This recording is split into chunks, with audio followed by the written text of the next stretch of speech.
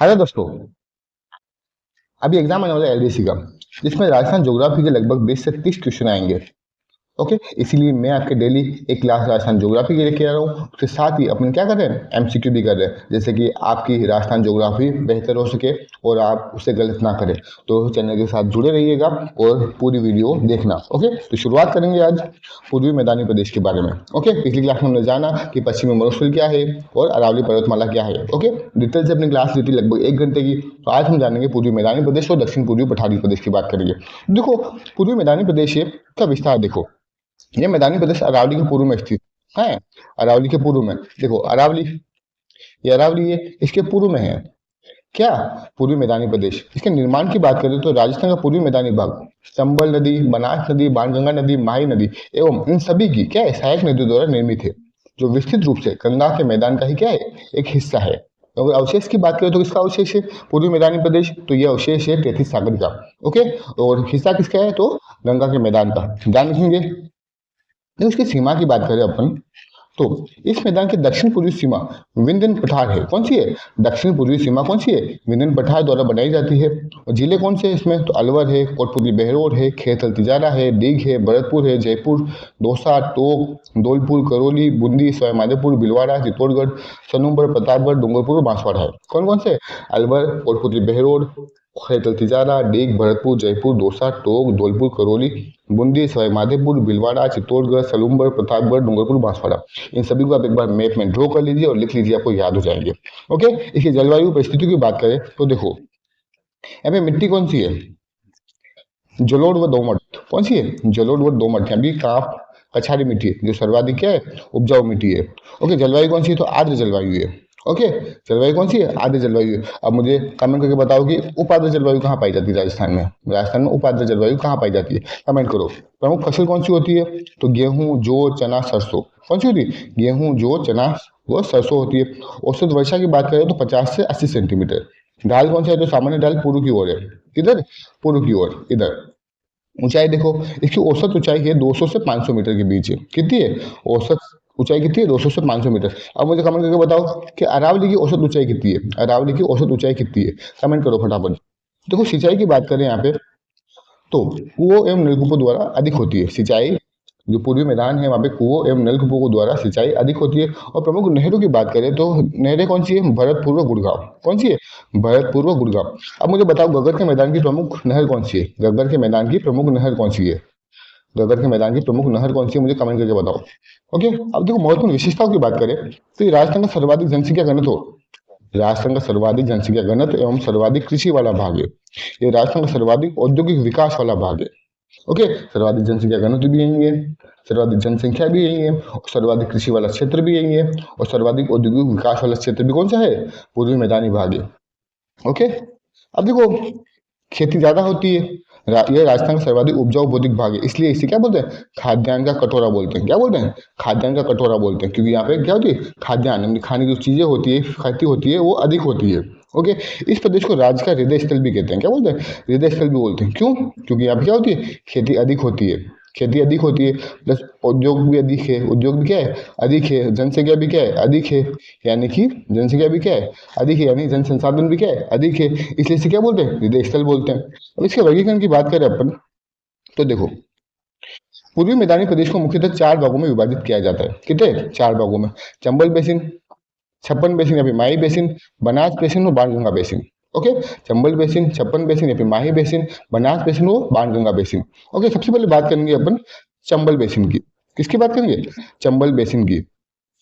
Okay, किसकी बात करेंगे, चंबल बेसिन की। तो देखो, यह चंबल नदी है, उसकी सहायक नदी द्वारा निर्मित मैदानी भाग है। चंबल बेसिन है तो किससे निर्मित होगा, तो चंबल नदी उसकी सहायक नदी द्वारा निर्मित होगा ना, जो कहाँ पर विस्तृत है, देखो झालावाड़, कोटा, बूंदी, सवाईमाधोपुर, करौली, धौलपुर जिलों में विस्तृत है। ओके, कहाँ पर है, तो यहाँ पे झालावाड़, कोटा, सवाईमाधोपुर, करौली और धौलपुर, इस वाले क्षेत्र में कहाँ पर विस्तृत है, तो इस वाले क्षेत्र में। ओके, इस वाले क्षेत्र में। ओके, चंबल बेसिन देखो, आगे देखो, चंबल बेसिन उत्खाद स्थलाकृति हेतु पूरे भारत में विख्यात है। ठीक है ना। उत्खात स्थलाकृति क्या है, देखो उसका चंबल नदी है ना, उसका अपवाह क्या होता है, बहुत अधिक होता है। तो वो जो मिट्टी होती है उसका अपरदन बहुत ज़्यादा करती है। क्या करती है, मिट्टी का अपरदन बहुत ज़्यादा करती है, जिससे क्या होता है, बहुत गहरे खड्डे हो जाते हैं, जिससे वो क्षेत्र क्या होता है, उपजाऊ नहीं रहता है, यानी भूमि मतलब खेती योग्य नहीं रहता है, इसलिए इसको बोलते हैं उत्खात स्थलाकृति। ओके, बेडलैंड टोपोग्राफी बोलते हैं। ओके, आगे चले। देखो इस बेसिन का लगभग 4,500 वर्ग किलोमीटर क्षेत्रफल जो किसमें प्रभावित है, भीड़ों से प्रभावित है। ठीक है ना। इसी भीड़ों को क्या बोलते हैं, चोरों की या फिर डाकुओं की क्या है, शरण स्थली बोलते हैं। डकैतों की शरण स्थली बोलते हैं, शरण स्थली बोलते हैं। ओके, आगे चले। अब देखो चंबल बेसिन की मुख्य विशेषताओं की बात करें अपन, तो देखो एक है डांग वो उत्खात स्थलाकृति, कौन सी, डांग या उत्खात स्थलाकृति, बेडलैंड टोपोग्राफी। चंबल नदी के अपवाह क्षेत्र में ऊंची नीची कृषि की अयोग्य भूमि को उत्खात स्थलाकृति कहते हैं। इसे स्थानीय भाषा में क्या बोलते हैं, डांग बोलते हैं। ओके, वैसे कहते हैं तो क्या है, उत्खात भूमि बोलते हैं, लेकिन स्थानीय भाषा में से बोलते हैं डांग। ओके, और डांग की रानी क्या है, सर्वाधिक डांग भूमि का है, करौली में है। तो डांग की रानी कौन होगी, तो करौली होगी। ठीक है, सर्वाधिक डांग भूमि का है, करौली है, इसलिए करौली को डांग की रानी कहते हैं। डांग लैंड की बात करें अपन, चंबल बेसिन में ही करौली के पठार की अनियमित पहाड़ियां डांग लैंड कहलाते हैं। ओके, यानी उत्खात स्थलाकृति कहलाते हैं। क्या है इसमें, ऊंची नीचे मतलब कि खेती करने योग्य भूमि रहती ही नहीं वहाँ पे, इसलिए उसे बोलते हैं। ठीक है, आगे चले अपन। अब देखो आगे बात करें अपन बीहड़ की। चंबल के प्रवाह के कारण, चंबल के प्रवाह के कारण मिट्टी में अवनलिका अपरदन द्वारा अत्यधिक कटाव से बनी गहरी घाटियां बीहड़ कहलाती है। जैसे कि नदी बह रही है, ठीक है ना, वो गहराई तक जाएगी। ठीक है ना, गहराई तक जाएगी, वो मिट्टी को काटेगी। ठीक है ना, उसी को बोलते हैं अपन अवनलिका अपरदन। ठीक है ना। बीहड़ों का विस्तार की बात करें तो ये कोटा से धौलपुर तक विस्तृत है। जो कोटा है, कोटा से लेकर धौलपुर तक, जहाँ जहाँ चंबल नदी जाती है वहाँ ये क्षेत्र ज़्यादा प्रभावित है। ओके, डाकुओं की क्या है, ये शरण स्थली है। सर्वाधिक बीहड़ कहाँ है, तो सर्वाधिक बीहड़ है कोटा में, ध्यान रखना। मिट्टी की बात करें तो हमें मिट्टी कौन सी है, तो मिट्टी है चंबल बेसिन में काली जलोढ़ मिट्टी है। कौन सी मिट्टी है, काली जलोढ़ मिट्टी है। देखो जहाँ पे भी अगर नदियों से आने वाली मिट्टी है बात करें, तो अधिकतर मिट्टी कौन सी होगी, जलोढ़ी होगी। ओके, अब बात करें 56 बेसिन, इसकी 56 बेसिन की, माही बेसिन की। ठीक है ना। विस्तार देखो, यह माही नदी द्वारा प्रवाह क्षेत्र है। माही नदी का क्या है, प्रवाह क्षेत्र है, जो मध्य प्रदेश से निकलकर खंबात की खाड़ी में गिरती है। ठीक है ना। कहाँ से निकलती है माही नदी, यहाँ से निकल के यू उल्टे यू आकर के निकलती है। ठीक है ना, कहाँ गिरती है, तो खंबात की खाड़ी में गिरती है। मुख्य जिले कौन से, तो बांसवाड़ा, प्रतापगढ़, डूंगरपुर, दक्षिण पूर्वी उदयपुर व सलूम्बर, यानी कि राजस्थान का दक्षिणतम भाग है वो वाला भाग। ओके, वागड़ की बात करें तो वागड़ किसे बोलते हैं, पहाड़ियों से युक्त तथा कटा फटा होने के कारण इस क्षेत्र को स्थानीय भाषा में वागड़ के नाम से पुकारा जाता है। मिट्टी कौन सी है, तो इस क्षेत्र में लाल चिकनी मिट्टी का प्रसार अधिक है। कौन सा है, लाल चिकनी मिट्टी। आगे देखो कांठल किससे बोलते हैं, कांठल, प्रतापगढ़ में माही नदी का बहाव क्षेत्र कांठल का मैदान कहलाता है, इसलिए माही को कांठल की क्या बोलते हैं, गंगा बोलते हैं। कांठल का मतलब होता है किनारा। क्या होता है, कांठल का मतलब होता है किनारा, ध्यान रखना। छप्पन का मैदान किसे बोलते हैं, बांसवाड़ा से लेकर प्रतापगढ़ के मध्य, बांसवाड़ा से प्रतापगढ़ के मध्य 56 नदी नालों एवं गांवों का समूह छप्पन का मैदान कहलाता है। जैसे बांसवाड़ा है, ये प्रतापगढ़ है, इसके मध्य क्या है, 56 नदी नाले प्लस क्या है, गांव है। ठीक है ना, उसी समूह को बोलते हैं 56 का मैदान। ओके, किसके मध्य है, बांसवाड़ा से प्रतापगढ़। ओके, अब देखो 100 टापुओं का क्षेत्र, ये अभी हाल ही में फेमस हो रहा है, तो थोड़ा ध्यान रखना। 56 के मैदान के कारण बांसवाड़ा को 100 टापुओं का क्षेत्र कहते हैं। ठीक है ना, किसको बोलते हैं, बांसवाड़ा को क्या बोलते हैं, 100 टापुओं का क्षेत्र। अब देखो बात करते हैं पुष्प क्षेत्र की। पुष्प क्षेत्र किसे बोलते हैं, डूंगरपुर में बांसवाड़ा को संयुक्त रूप से पुष्प क्षेत्र व कुमारिका खंड के नाम से भी जाना जाता है। क्वेश्चन आ जाएगा कुमारिका खंड के नाम से किसे जाना जाता है, तो ये कौन सा है, डूंगरपुर में बांसवाड़ा के संयुक्त क्षेत्र को। ओके, बात करें बनास बेसिन की बात करें अपन, तो यह मैदान बनास नदी और उसकी सहायक नदी द्वारा निर्मित है और इसका ढाल पूर्व की ओर है। ओके, फिर देखो बहुत सारी चीजें हैं जो ध्यान रखनी है अपनों। एक है मालपुरा करौली का मैदान, वेरी वेरी वेरी इंपॉर्टेंट, अभी एग्जाम में क्वेश्चन आया था, आरएस में आया था, वो भी किसमें आया था, आरएस में आया था, तो ध्यान रखना। बनास बेसिन का पूर्वी भाग, बनास बेसिन का उत्तर पूर्वी भाग जो टोंक, सवाईमाधोपुर व करौली जिलों में विस्तृत है, उसे क्या बोलते हैं, मालपुरा करौली का मैदान बोलते हैं।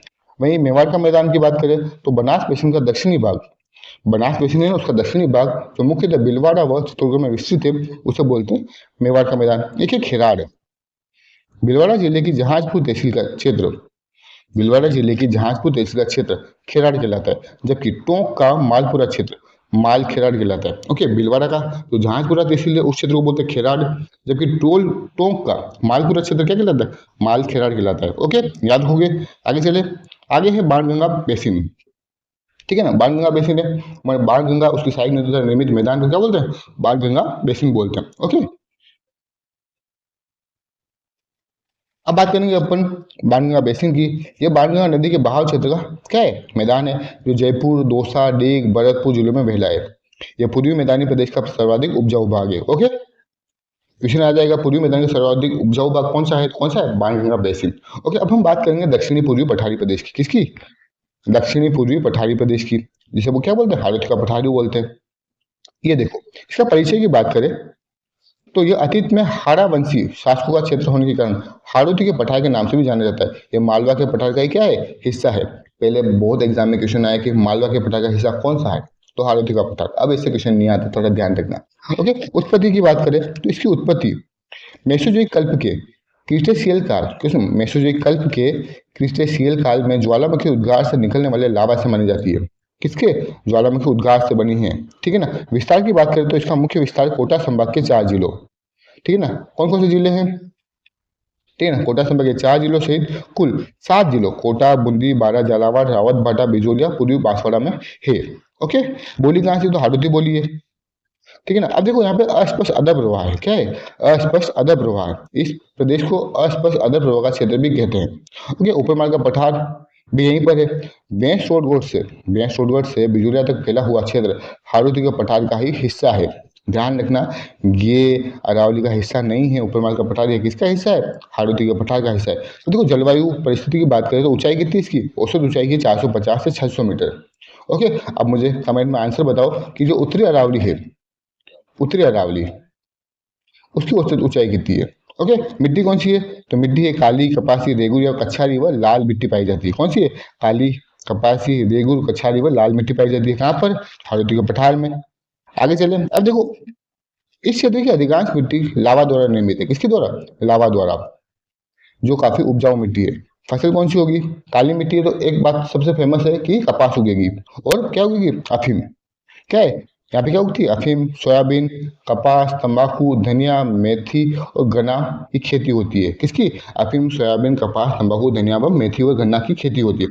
औसत वर्षा की बात करें तो 80 से 120 सेंटीमीटर। ओके, जलवायु कौन सी है, तो अति आर्द्र जलवायु है। सामान्य ढाल दक्षिण पश्चिम से उत्तर पूर्व की ओर, किधर से, दक्षिण पश्चिम से, यानी दक्षिण पश्चिम से उत्तर पूर्व की ओर। ओके, इसका ढाल है। अब बात करें प्रमुख नदियां कौन कौन सी है यहाँ पे, तो देखो, प्रमुख नदी कौन सी है, तो चंबल। चंबल के अतिरिक्त काली सिंध, परवन और पार्वती नदी इस क्षेत्र में बहती है, यानी कि चंबल की ही क्या है, सहायक नदियां है। इस प्रदेश, यह प्रदेश अरावली व विंध्याचल पर्वतमाला के बीच योजक कड़ी है। अरावली व विंध्याचल या विंध्य पर्वतमाला को जोड़ती कौन है, तो कौन जोड़ती है, तो हाड़ौती का पठार जोड़ता है। ओके, इसलिए हाड़ौती के पठार को संक्रांति प्रदेश यानी संक्रमण क्षेत्र बोलते हैं। यह प्रदेश राजस्थान का सर्वाधिक नदियों के बहाव वाला भौतिक भाग है, क्योंकि कोटा संभाग क्या है, सर्वाधिक नदियों वाला भाग है, क्षेत्र है, आपको मैंने बताया था पहले। ओके, आगे देखो आप, ये राजस्थान का न्यूनतम क्षेत्रफल वाला भौतिक भाग है। ठीक है ना, सबसे कम क्षेत्रफल है यहाँ पे। ये राजस्थान में सर्वाधिक वर्षा वाला भौतिक भाग है। इस भूभाग की सबसे ऊंची चोटी चंदवाड़ी या फिर चांदखेड़ी है। कौन सी है, मतलब हाड़ौती पठार की सबसे ऊंची चोटी कौन सी है, चंदवाड़ी फिर चांदखेड़ी है, जो कहाँ पर है, झालावाड़ में। इसकी ऊंचाई कितनी है, 517 मीटर। ओके, अब देखो आगे, ये एक विस्तृत एवं पथरीली भूमि है। कौन सी, विस्तृत मतलब फैली हुई और पथरीली भूमि है, जिसमें कोटा, बूंदी का पठारी भाग शामिल है। बूंदी व सवाई माधोपुर की आराबाला की पहाड़ियाँ, कौन सी, बूंदी व सवाई माधोपुर की आराबाला की पहाड़ियाँ तथा मुकुंदवाड़ा की पहाड़ियाँ इस पठारी का भाग है। यानी कि बूंदी व सवाई माधोपुर की आराबाला की पहाड़ियाँ तथा मुकुंदवाड़ा की पहाड़ियाँ इसी पठार का भाग है। ओके, हाड़ौती के पठार को मुख्यतः 2 भागों में बांटा गया है। कितने भागों में, एक तो विंध्यन कगार भूमि, एक है दक्कन लावा पठार। कौन सी, एक तो विंध्यन कगार भूमि, एक दक्कन लावा पठार है। अब सबसे पहले बात करेंगे अपन विंध्यन कगार भूमि की। किसकी बात करेंगे, विंध्यन कगार भूमि की बात करेंगे। तो कहाँ पर है, तो ये है करौली, धौलपुर और सोयामाधोपुर में। कहाँ पर है, करौली, धौलपुर और सोयामाधोपुर में विस्तृत है। कौन सा, विंध्यन कगार भूमि। यह क्षेत्र विंध्याचल पर्वत का अंतिम भाग है। क्वेश्चन आ जाएगा, विंध्याचल पर्वत का अंतिम भाग कौन सा है, तो कौन सा है, विंध्यन कगार भूमि है। तथा यह बालुआ, कौन सा, बलुआ पत्थर से निर्मित है। ये कगार भूमि चंबल और बनास नदी के मध्य का भाग है, जिसमें कगार का मुख्य दक्षिण, जो कगार होते हैं उसका मुख कौन सा है, दक्षिण दक्षिण पूर्वी दिशा की ओर है।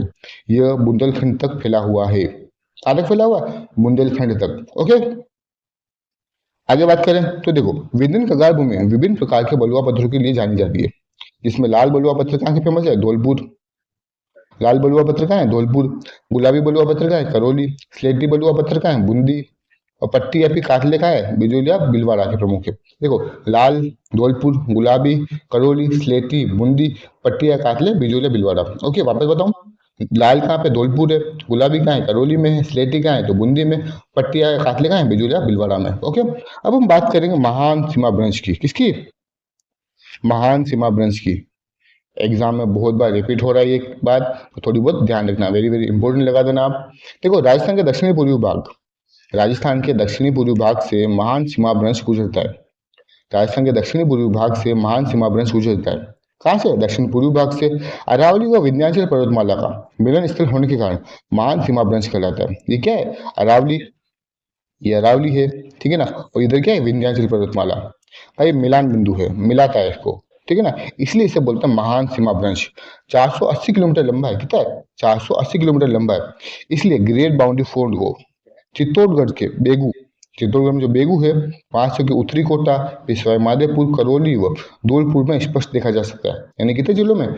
चित्तौड़गढ़, कोटा, सवाई माधोपुर, करौली और धौलपुर, यानी 5 जिलों में विस्तृत है। क्वेश्चन आ जाएगा कि महान सीमा ब्रंश 5 जिलों में विस्तृत है, जिसकी लंबाई 480 किलोमीटर का। ये कथन सही है? हाँ, तो ये कथन सही माना जाएगा। ओके, समझ में आया? आगे चले, अब बात करेंगे अपन दक्कन लावा पठार की। किसकी बात करेंगे? दक्कन लावा पठार की। ये कोटा, ये कहाँ है? ये कोटा, बूंदी, बारा, झालावाड़ जिलों में विस्तृत है। कहाँ पर है?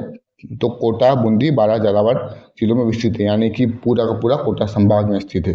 ओके, हालांकि के पठार में चंबल और उसकी सहायक नदियों जैसे काली सिंध, पार्वती, परवन, मेज आदि ने उपजाऊ मैदान का क्या किया है? निर्माण किया है। मिट्टी कौन सी है? तो काली या फिर बेसाल तत्व की प्रमुखता है। ओके, काली है। अब देखो, बेसाल का मतलब ये होता है कि जो भूमि के अंदर जो लावा होता है ना, ठीक है, उसे बोलते हैं मैग्मा। क्या बोलते हैं? मैग्मा, ठीक है ना। जब बाहर निकल जाता है ना, तो उसे बोलते हैं बेसाल्ट, ठीक है ना, ध्यान रखना। औसत ऊंचाई कितनी है इसकी? तो 210 से 275 मीटर ऊंचाई है इसकी, ठीक है ना। इस क्षेत्र में दक्कन लावा की सेल पाई जाती है। किसकी? दक्कन लावा की सेल यानी चट्टान पाई जाती है। इस क्षेत्र में बूंदी व मुकुंदरा की, इस क्षेत्र में बूंदी व मुकुंदरा की अर्धचंद्राकार पहाड़ियां पाई जाती है। ये ध्यान रखना, बूंदी व मुकुंदरा की अर्धचंद्राकार पहाड़ियां कहाँ पाई जाती है? तो दक्कन लावा क्षेत्र में। ओके, कोटा में स्थित त्रिकोणीय कांपीय जमाव, कौन सा? त्रिकोणीय कांपीय जमाव, जिसका निर्माण चंबल व उसकी सहायक नदियों से हुआ है, कि 3 सकेंद्रीय कगार प्रमुख बलुआ पत्थरों की परित्यक्त शिलाओं के बीच बीच में स्लेटी पत्थर भी मिलते हैं, जो दुनिया भर में कोटा स्टोन के नाम से जाने जाते हैं। यानी कि क्या है, देखो मैं समझाऊं आपको। त्रिकोणीय कांपीय जमाव यानी कि जो 3 नदियां है, ऐसा मान लो आप 3 नदियां है, ठीक है ना, उसके जमाव, ये जमाव एक जगह, त्रिकोणीय कांपीय जमाव, ठीक है ना। यहाँ पे क्या है? बलुआ पत्थर के परित्यक्त शिलाओं के बीच, जो बलुआ पत्थर है ना, उसी शिलाओं के बीच में कुछ स्लेटी पत्थर भी मिलते हैं, ठीक है ना, जो दुनिया भर में क्या बोलते हैं? उन्हें कोटा स्टोन कहते हैं। ओके, अब बात करें अपन बूंदी की पहाड़ियों की। बूंदी की पहाड़ियों की, तो ये एक दोहरी पर्वतमाला है। बूंदी की पहाड़ी का कौन सी है? दोहरी पर्वतमाला है, ठीक है ना, जो लगभग 96 किलोमीटर की लंबाई में उत्तर पूर्व से दक्षिण पश्चिम में फैली हुई है। किधर से? इधर, इस टाइप में दोहरी पर्वतमाला है, इस टाइप में, ठीक है ना। इस श्रेणी का सर्वोच्च शिखर कौन सा? सतूर है, बूंदी, ठीक है ना, कौन सा? सतूर है, जो उसकी कितना मीटर ऊंचा है? 353 मीटर ऊंचा है। इस पर्वत श्रेणी में 4 प्रमुख दर्रे हैं, यानी बूंदी की पहाड़ी में ही, ठीक है ना। कौन सा दर्रा है? तो रामगढ़ दर्रा, लाखेरी दर्रा, खटखट दर्रा और जटावास दर्रा। कितने दर्रे हैं? 4 दर्रे हैं। कहाँ पर है? तो बूंदी में। अब किशन आ जाएगा, दोहरी पर्वतमाला कहाँ स्थित है? तो बूंदी में। लंबाई कितनी है? 96 किलोमीटर। कौन सी दिशा में फैला है? तो उत्तर पूर्व से दक्षिण पश्चिम में फैला हुआ है। और उसका सर्वोच्च शिखर कौन सा है? सतूर बूंदी में है, जो कितना है? 353 मीटर। एक कथन, कारण या फिर विकल्प 1, 2, 3 ऐसे में आ सकता है, उसको ध्यान रखना। अब बात करेंगे अपन मुकुंदरा की पहाड़ी की। किसकी? मुकुंदरा की पहाड़ी की। मुकुंदरा की पहाड़ी, मुकुंदरा कहाँ है? तो कोटा में, ठीक है ना। मुकुंदरा की पहाड़ी का विस्तार कोटा व झालावाड़, कहाँ पर है? कोटा व झालावाड़ दोनों जिलों में है, लेकिन सर्वाधिक विस्तार कहाँ है? तो कोटा में। ये विंध्याचल पर्वतमाला का ही भाग है। और घाटोली गेप, कौन सा? घाटोली गेप कहाँ है? तो ये मुकुंदरा की पहाड़ी में ही है। ओके, ध्यान रखना। एक है शाहबाद का उच्च क्षेत्र, ये वेरी वेरी वेरी इंपॉर्टेंट लगा दो, क्योंकि आजकल एग्जाम में इसके इतने क्वेश्चन रिपीट हुए ना भाई कि पूछो मत तुम। ओके, थोड़ा ढंग से पढ़ना इसको। तो देखो, 12 जिले में पूर्वी भागों में शाहबाद के आसपास का 12 जिले में पूर्वी भागों में शाहबाद के आसपास का यह उच्च क्षेत्र समुद्र तल से 300 मीटर की ऊंचाई पर है। कितने? एक तो शाहबाद का उच्च क्षेत्र कहाँ है? तो 12 में, ठीक है ना। इसका सर्वोच्च शिखर कहाँ है? तो कस्बा थाना, जिसकी ऊंचाई कितनी है? 456 मीटर, ठीक है। इस क्षेत्र में रामगढ़ कस्बे के पास घोड़े की नाल की आकृति की एक पर्वत श्रेणी है। कौन सी? घोड़े की नाल, जिसके मध्य उल्कापिंड गिरने से बनी एक झील स्थित है। ओके, जिसको क्या बोलते हैं? रामगढ़ झील बोलते हैं। जो कहाँ पर है? तो 12 में है, ध्यान रखना। ओके, अब बात करते हैं झालावाड़ का पठार। हाडोती के दक्षिणी भाग में झालावाड़ जिले का पठारी भाग, जो मालवा के पठार का भाग है, इसके दक्षिणी पश्चिम भाग में डग गंगदार की उच्च भूमि है। कौन सी है? देखो, झालावाड़ का पठार है, ये झालावाड़ का पठार है, ठीक है ना। इसके दक्षिण पश्चिम में, यानी कि यहाँ पे कौन सा भाग है? तो गंगाधर की उच्च भूमि है। कौन सा है? गंगाधर की उच्च भूमि है, ध्यान रखोगे। चलो आगे चले। अब देखो, अब राजस्थान के प्रमुख पठार की बात करेंगे अपन। किसकी? राजस्थान के प्रमुख राजस्थान के प्रमुख पठार की बात करेंगे। तो देखो, एक तो उड़िया का पठार है, जो कहाँ है? सिरोही में। ये 1360 मीटर ऊंचा है। ये राजस्थान का सबसे ऊंचा पठार है, जो गुरु शिखर के ठीक नीचे स्थित है, ठीक है ना। गुरु शिखर किसके ऊपर है? तो उड़िया के पठार पर, ध्यान रखना। एक है बोर्ड का पठार। कौन सा? बोर्ड का पठार, जो कुंभलगढ़ राजसमंद से गोकुंदा उदयपुर के बीच के पठार 1225 मीटर ऊंचा है। जो राजस्थान का सबसे दूसरा ऊंचा पठार है। पहला कौन सा? उड़िया का पठार। दूसरा कौन सा? बोर्ड का पठार, ध्यान रखना। जरगा चोटी इसी पठार की सबसे ऊंची चोटी है। अब किशन नदी के बरोड़ पठार के ऊपर ही जरगा चोटी स्थित है। क्या ये कथन सही है? हाँ, तो ये कथन क्या है? सही है, ध्यान रखना। आगे देखो आप, आगे है आबू का पठार। आबू का पठार, आबू का सिरोही में है, ठीक है। इसकी ऊंचाई है 1200 मीटर। ये राजस्थान का तीसरा ऊंचा पठार है। ओके, इस पर राजस्थान का सबसे ऊंचा शहर माउंट आबू स्थित है। यहीं पर टोड रॉक एवं नन रॉक स्थित है। ओके, मेसा का पठार कहाँ? तो चित्तौड़गढ़ में, ठीक है ना। जिसमें क्या बना है? चित्तौड़गढ़ दुर्ग बना है। ये कितनी ऊंचाई है इसकी? तो 620 मीटर ऊंचा है। लसाड़े का पठार कहाँ है? तो राज सलूमर में है। अब पहले उदयपुर में था, अब कहाँ गया? सलूमर में आ गया। जयसमंद झील के पूर्वी भाग में, जयसमंद झील के कहाँ है? पूर्वी भाग में फैला विच्छेदित, विच्छेदित यानी कटा फटा, इस टाइप में, ठीक है। कटा फटा पठार है। ऊपर माल का पठार की बात करें अपन, तो देखो,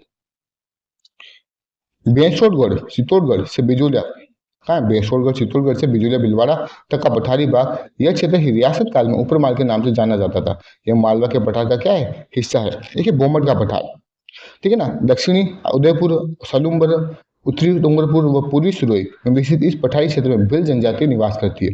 एक है मानदेशा का पठार, ये कहाँ है? चित्तौड़गढ़ और प्रतापगढ़ के मध्य में बेसोटगढ़ अभ्यारण्य में स्थित है। ओके, फिर देखो आप, धीराजी के पठार कहाँ है? चित्तौड़गढ़ में। कंसुआ का पठार कहाँ है? कोटा में। क्रास्ता का पठार या फिर कांकनवाड़ी का पठार कहाँ है? अलवर में, सरिस्का अभ्यारण्य में स्थित।